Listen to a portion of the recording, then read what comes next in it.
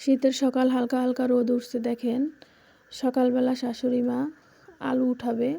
2 বছর আগে এই আলু গাছটা লাগানো হয়েছে। মেটে আলু বলে এটাকে। আজকে এটা উঠানো হবে। চারদিক থেকে মাটি খুঁড়ে এভাবে আলুটা উঠানো হচ্ছে।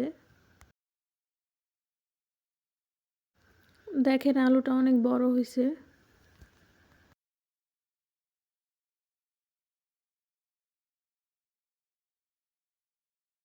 সকালবেলা ঘুম থেকে উঠে শাশুড়ি মা আলু উঠাচ্ছে। বাসার সবাই হাঁসের মাংস দিয়ে রান্না করে খাবে এই আলু।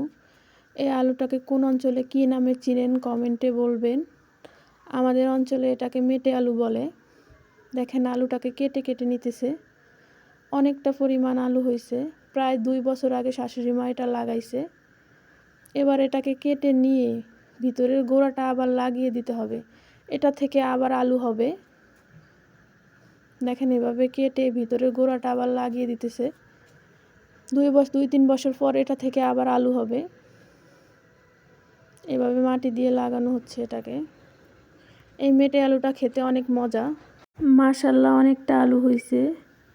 এই আলুগুলা হাঁসের মাংস, শৈল মাছ দিয়ে শীতকালে রান্না করে খেতে অনেক মজা।